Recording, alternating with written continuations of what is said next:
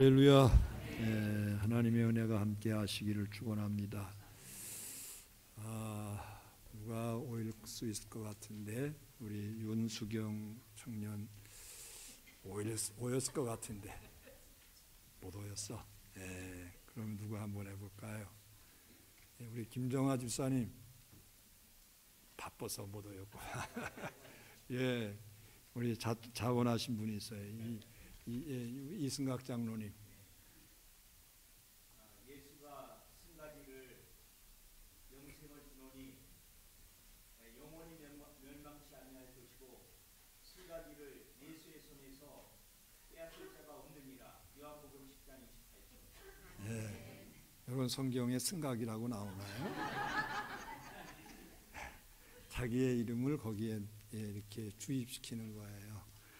자, 우리 같이 다 같이 함께 내가 그들에게 영생을 주노니 영원히 멸망치 아니할 것이요 또 그들을 내 손에서 빼앗을 자 없으리라. 다 같이 함께 시작.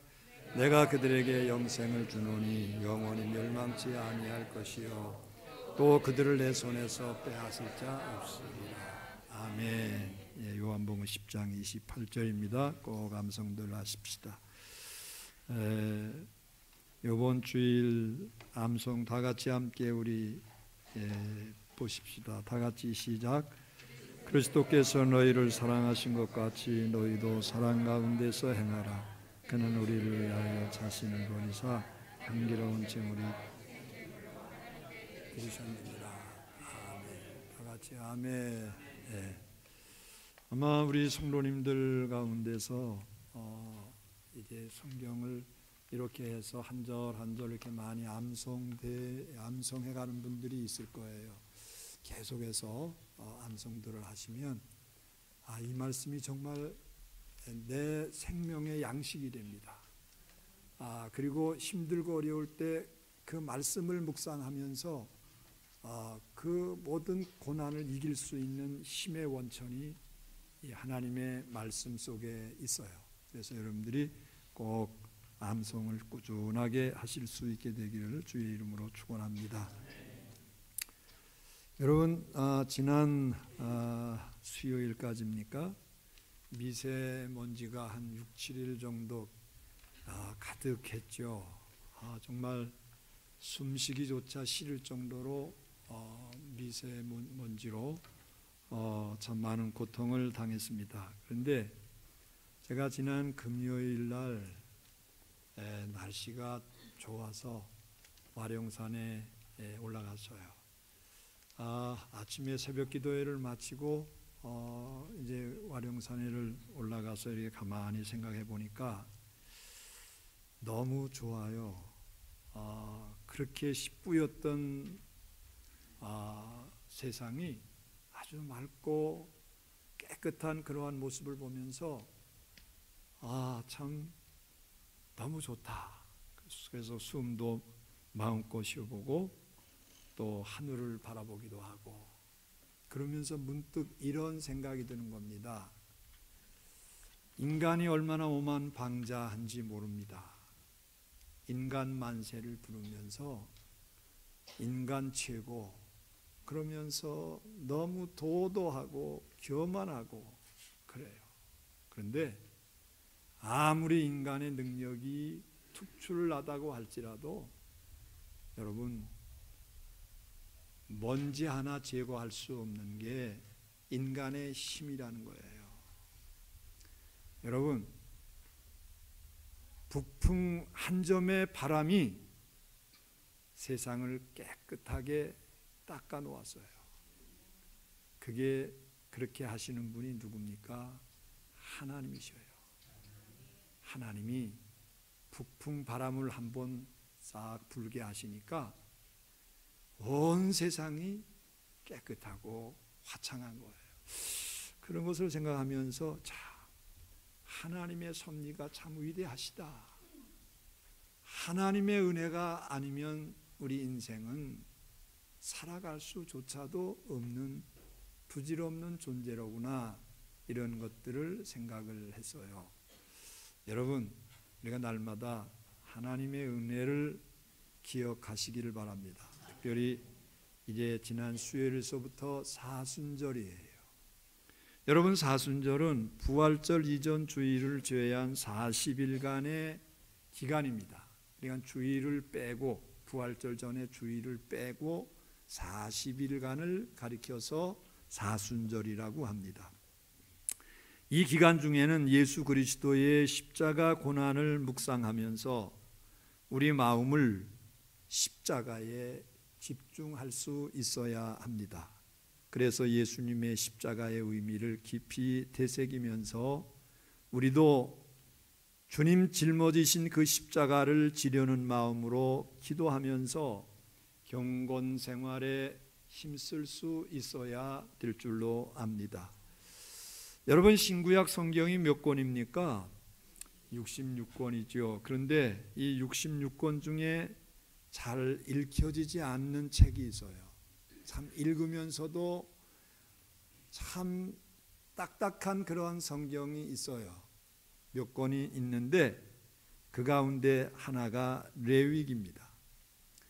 레위기는 우리에게 아주 낯선 내용들로 가득합니다. 제사 예식에 대한, 의식에 대한 내용들이기 때문에 읽으면서도 이해가 잘 안 됩니다. 그러나 성경에 불필요하거나 중요하지 않은 말씀이 있던가요? 하나도 없습니다. 사실 레위기는 정말 중요한 책입니다. 잘 연구해 보면 신구약을 통틀어서 십자가를 상징하는 메시지가 가장 많이 나오는 책이 바로 이 레위기입니다. 이 레위기에 나오는 제사법, 여기에 십자가가 예표되어 있고 그리고 예언되어 있습니다. 그 내용을 이해하기 위해서는 먼저 구약의 율법을 잘 알아야 되지요. 율법에는 세 가지가 있습니다. 도덕법, 의식법, 시민법입니다. 도덕법은 십계명 같이 하나님 앞에 지킬 인간의 마땅한 도리의 법입니다. 아무리 시대와 변화가 바뀌어도 변할 수 없는 것이 이 도덕법이라고 하는 거예요. 그대로 지켜야 됩니다.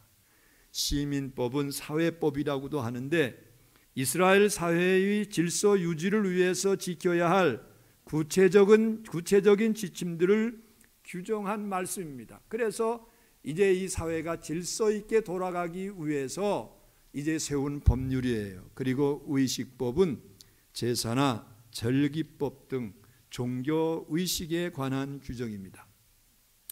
여러분, 이 의식법이 레위기에 기록이 되어 있습니다. 이 말씀은 이스라엘의 출애굽 후 1년이 지난 주전 1445년경에 시내산에서 모세에 의해서 주어졌죠. 본문을 보면 이제 1장서부터 쭉 보면 5대 제사가 나옵니다. 여러분, 5대 제사는 뭘까요? 5개 제사가 있죠. 뭐가 있을까요? 번제가 있어요. 또 뭐가 있을까요? 소제가 있어요. 그 다음에 뭐가 있을까요? 화목제, 속죄제, 또 하나 뭐죠? 속건제라고 하는 제사가 있어요. 그런데 여러분, 이 모든 것은 예수님의 십자가와 연관이 되어 있다는 겁니다. 물론 오늘 이 시대에 그 제사들을 그대로 드리지는 않지만은 그 제사를 통해서 십자가의 의미를 더 풍성하게 이해할 수 있고 또 십자가의 구원을 받은 그리스도인들이 구체적으로 어떻게 살아야 할지를 교훈을 해주고 있는 말씀입니다.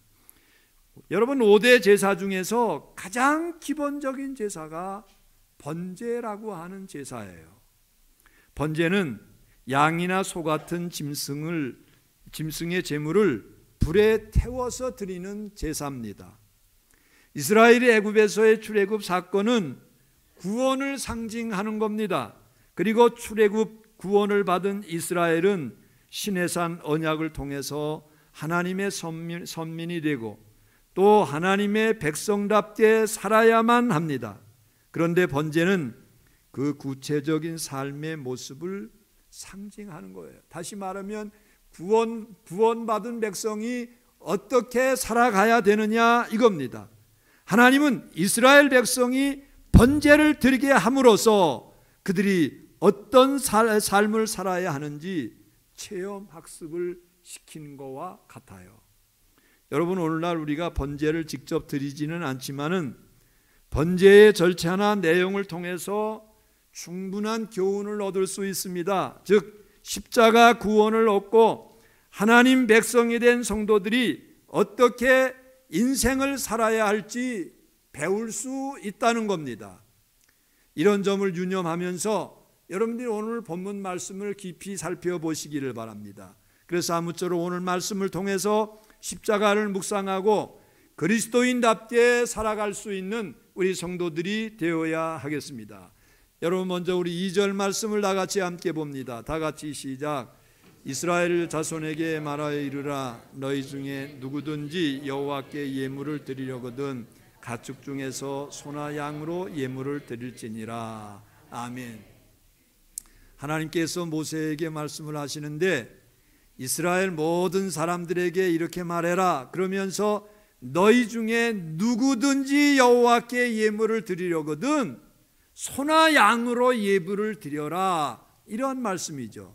여기서 누구든지라고 하는 말이 중요합니다. 여러분, 이 누구든지라고 하는 말은 모든 백성을 의미하기도 하고 또 다른 한편으로는 하나님 앞에는 아무도 차별이 있을 수 없음을 의미합니다. 여러분, 유대인이나 헬라인이나 차별이 없다는 거예요. 그리고 일단 하나님의 백성이 된 자는 하나님께 제사를 드리는 것 같은 자세로 살아야 됩니다. 삶이 하나님께 제사를 드림과 같이 살아야 된다는 거예요. 여러분, 이어서 3절 말씀을 다 같이 함께 보십시다. 시작. 그 예물의 소의 번제이면 흠없는 수컷으로 회막문에서 여호와 앞에 기쁘게 받으시도록 드릴지니라. 아멘. 여러분, 그 제사를 하나님이 기쁘시게 받으시는 것처럼 기쁘시게 받으시도록 드려라, 이렇게 말씀을 하고 있어요. 이처럼 여러분, 우리의 삶이 하나님이 기쁘시게 받으시는 삶을 살아야 됩니다. 그러니까 번제를 드림과 같이 우리가 세상을 살아가야 된다고 하는 거죠. 여러분, 그러면 이 번제를 드림과 같이 산다고 하는 것은 어떤 의미가 있을까요? 여러분, 3가지 말씀을 드립니다. 첫째는 구원의 감격을 누리면서 살아야 된다, 이겁니다. 하나님의 백성이라면 무엇보다 먼저 구원의 감격이 있어야 돼요. 여러분, 한번 묻습니다. 여러분 구원 받았습니까? 구원 받으셨으면 야, 내가 하나님 앞에 구원받은 하나님의 백성이로구나. 얼마나 감사한가. 하나님 감사합니다. 여러분, 이러한 감격이 여러분들에게 있습니까? 얼마나 있나요? 많이 있어야 돼요. 충만하게 있어야 돼요. 여러분, 이 감격이 없으면 신앙생활이 시들시들해져요. 몸이 건조해져요. 신앙생활에 의미가 없어요. 오늘날 많은 그리스도인들이 교회를 다니면서 나는 예수를 믿어서 구원을 받았다고 하는 그런 말을 하면서도 과연 구원의 감격은 얼마나 가지고 있는지 모르겠어요. 하나님께서 내게 베풀어 주신 그 은혜. 그래서 누르러도 눈물로서 못 갚을 줄 알아. 몸 밖에 드릴 것 없어 이 몸 바칩니다. 할렐루야. 여러분, 이러한 감격이 우리 가운데 있어야 된다는 겁니다. 그래서 하나님은 이스라엘 백성들에게 번제를 직접 드리게 함으로써 이 구원의 은혜가 얼마나 큰지 체험을 하게 하시는 거예요. 그리고 우리도 하나님의 말씀을 보면서 마음속에 그 장면을 그려보면 공감하게 되는 겁니다. 자, 여러분, 우리 4절 말씀을 다 같이 함께 보십시다. 다 같이 시작. 그는 번제물의 머리에 안수할지니 그를 위하여 기쁘게 받으심이 되어 그를 위하여 속죄가 될 것이라. 아멘. 여러분, 여기 번제물은 뭐로 드리라고 그랬나요? 뭐로 드리라고 그랬나요? 소나 양으로 드리라고 그랬어요. 그렇죠? 그런데 이제 이 번제물은 소나 양 같은 짐승으로 흠 없는 수컷이 되어야 되는데, 여러분, 흠 없는 수컷이라고 하는 것이 상징하는 것이 있어요. 이 말은 의로우신 하나님의 아들 예수 그리스도를 상징하는 거예요. 여러분, 예수님께서 희생의 제물이 되셨는데 그 예수님은 흠도 없고 티도 없으신 분입니다. 죄가 하나도 없으신 분입니다. 그렇기 때문에 온 인류를 위한 희생의 제물이 가능하다는 거예요. 자, 여러분 계속 보세요. 그는 이제 머리에 그는 번제물의 머리에 안수할지니 이렇게 말씀을 하고 있는데, 여기서 그는 누구를 말하나요? 제물을 드리는 헌제자. 예? 그 제물을 하나님께 드리는 헌제자를 말합니다. 그 헌제자가 어떻게 한다고 그랬죠? 어떻게 한다고 그랬죠? 그 머리에 안수할지니 이렇게 말씀을 하고 있어요. 여러분, 이것은 자기가 가지고 있는 죄를 짐승에게 전가시킨다는 거예요. 안수라고 하는 정확한 의미는 전가입니다. 그래서 내 안에 있는 것을 다른 사람에게 주는 거예요. 자, 여러분, 이 사람은 지금 죄를 가지고 주님께 나왔어요. 그 죄를 가지고 그 사람에게 안수해요. 그 짐승에게 안수해요. 그럼 그 죄가 어디에게로 넘어가라는 거예요? 짐승에게. 그런데 여러분, 그 짐승은 흠이 없다고 그랬죠. 그 짐승은 흠이 없는 깨끗한 것입니다. 의로운 것입니다. 그러면 그 짐승이 가지고 있는 의로움은 나에게 다시 돌아오는 거예요. 그럼 막교환을 말하는 거예요. 막교환. 이것을 신학적인 용어로 이중전가라고 합니다. 나에게 있는 죄가 짐승에게 가고 짐승에게 있는 의로움이 나에게로 오는 거죠. 이어서 5절 6절 말씀을 봅니다. 다 같이 시작. 그는 여호와 앞에서 그 수송아지를 잡을 것이요 아론의 자손 제사장들은 그 피를 가져다가 회막문 앞 제단 사방에 뿌릴 것이며 그는 또 그 번제물의 가죽을 벗기고 각을 뜰 것이요. 아멘. 다 같이 아멘. 여러분, 헌제자가 안수한 후에 직접 그 짐승을 잡아 가죽을 벗기고 각을 뜹니다.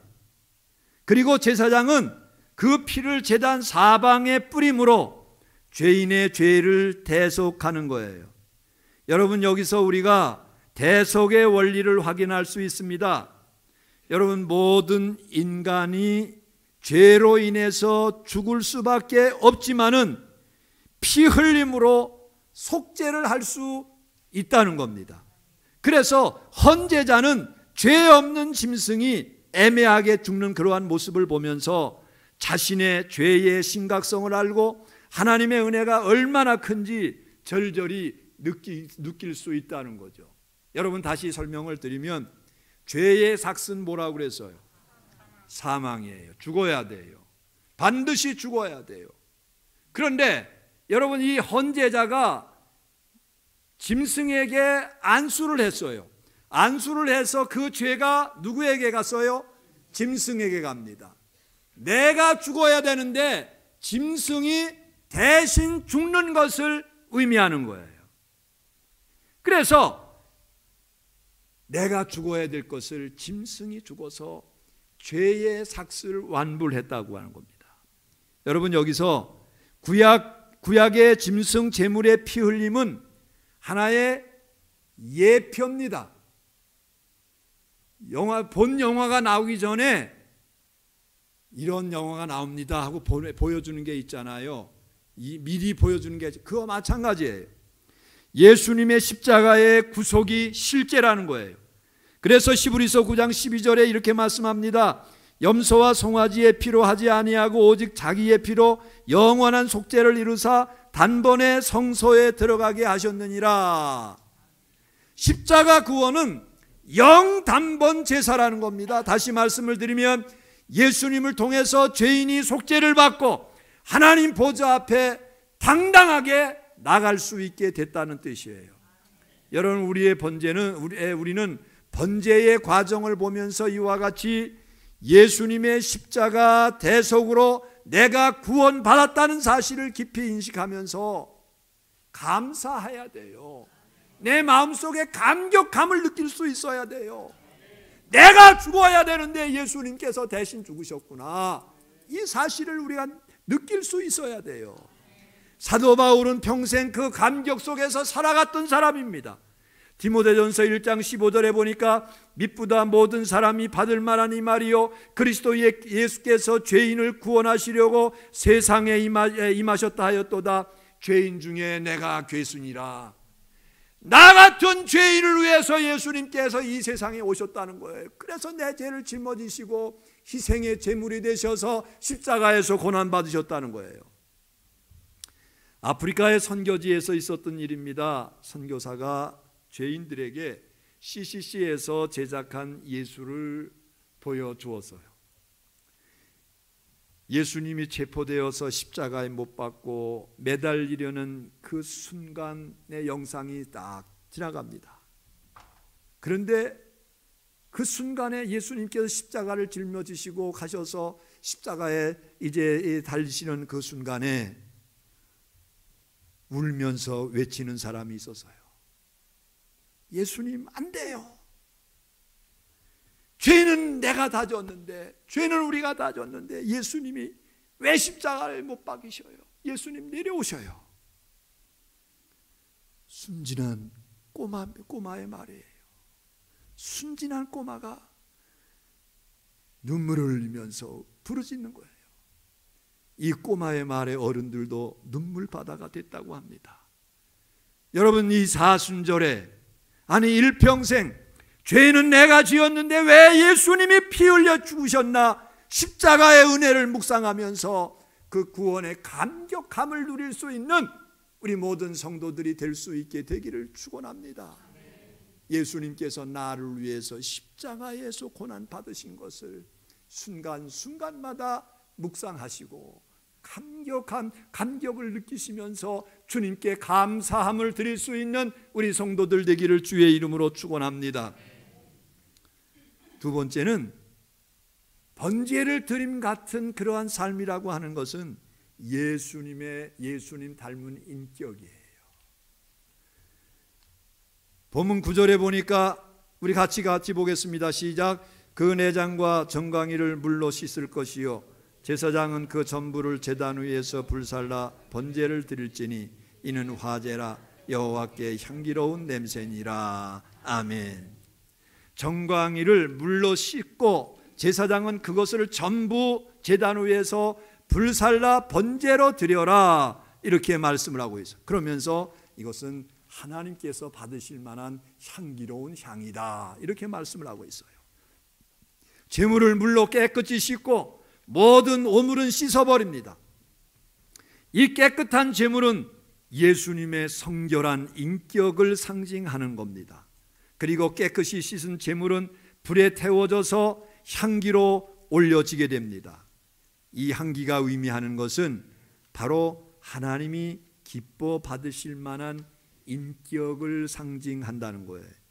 여러분, 그렇습니다. 우리 예수님은 하나님의 아들로 의로우신 분이십니다. 거룩하시고 흠이 없으신 성결하신 분이십니다. 그리고 온유하고 겸손하고 사랑이 충만하신 분입니다.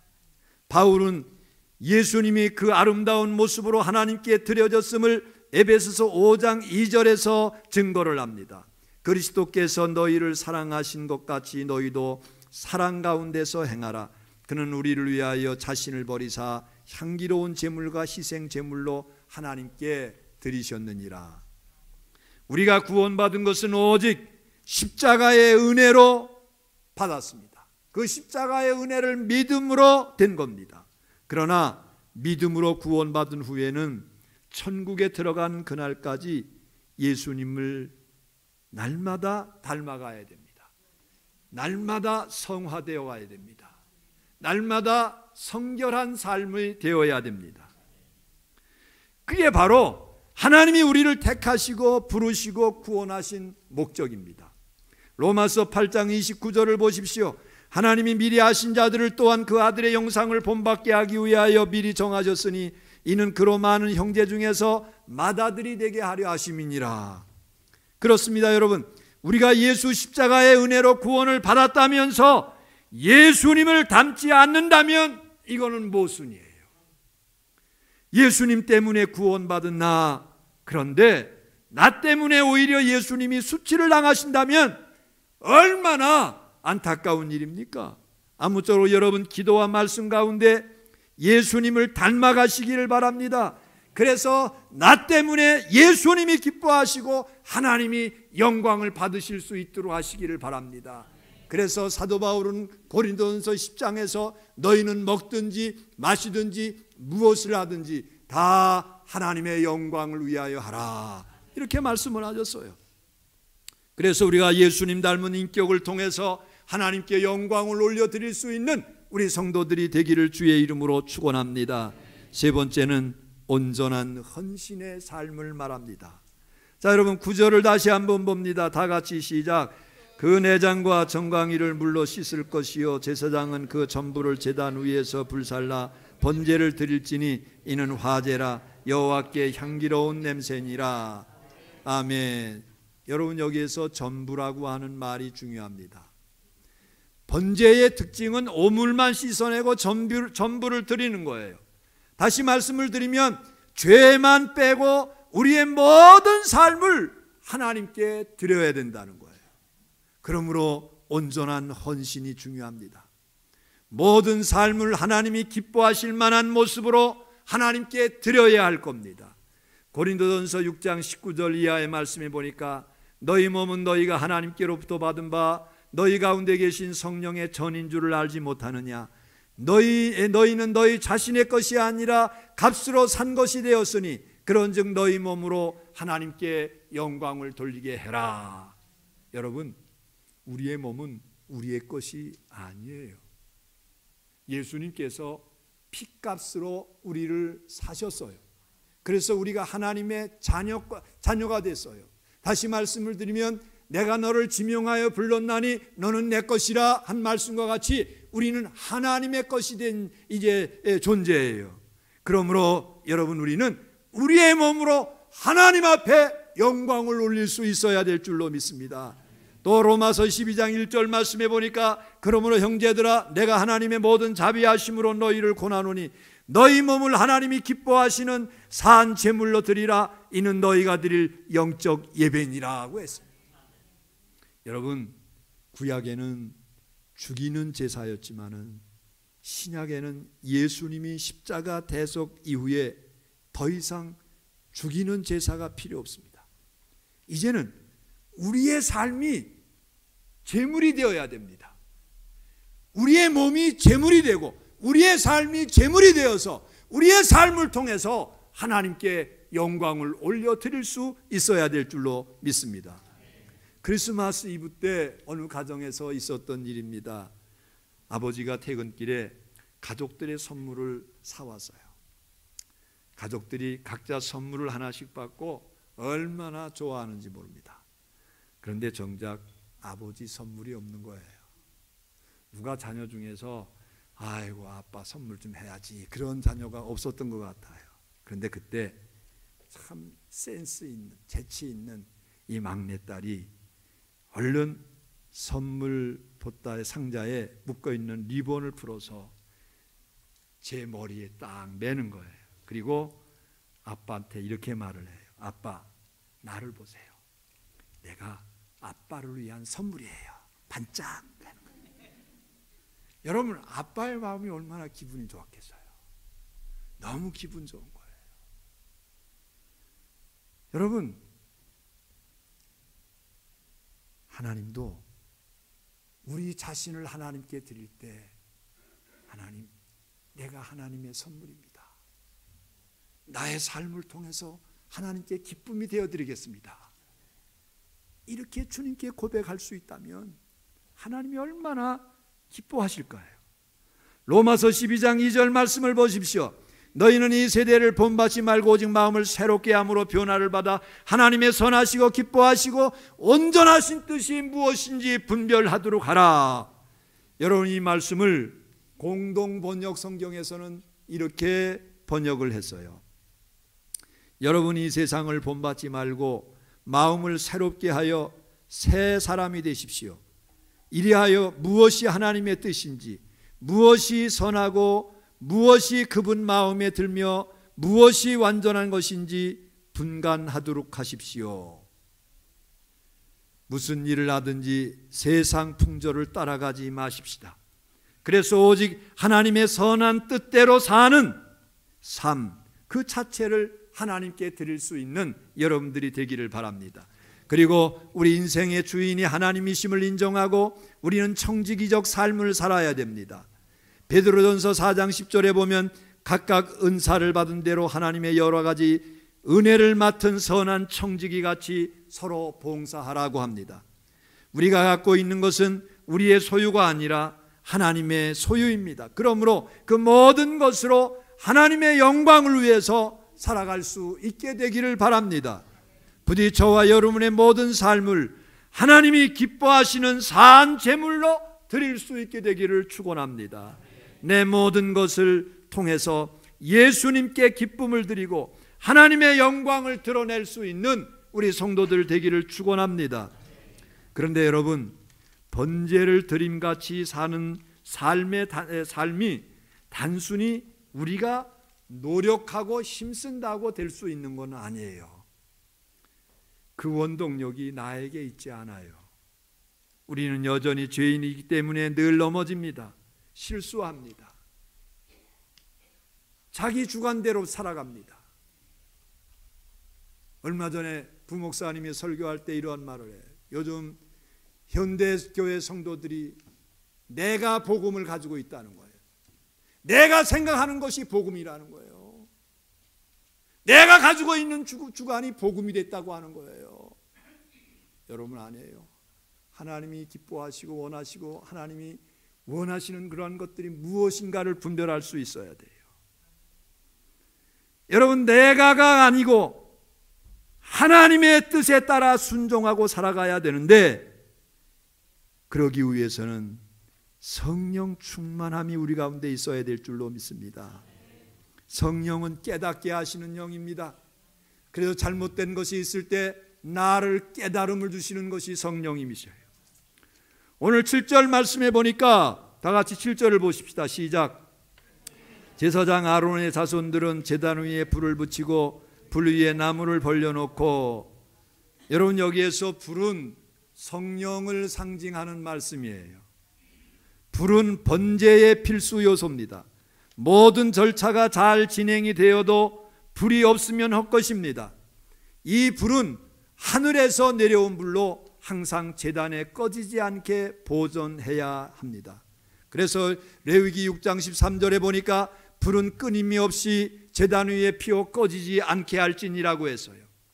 여러분, 이 말씀을 오늘 우리에게 적용하면 항상 성령 충만해라 이겁니다.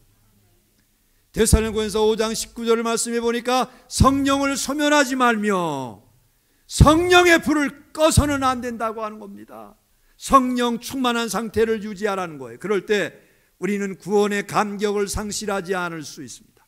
예수님의 인격을 닮아갈 수 있습니다.